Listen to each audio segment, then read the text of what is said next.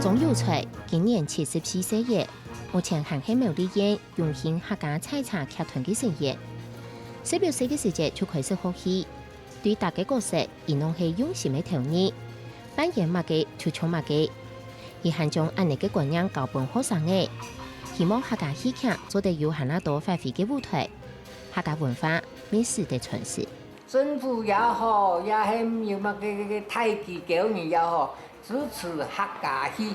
與目標目標，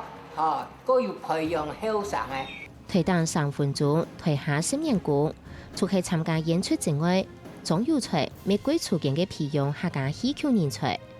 希望客家戲曲結合各方嘅經驗，繼續嘅傳承下去。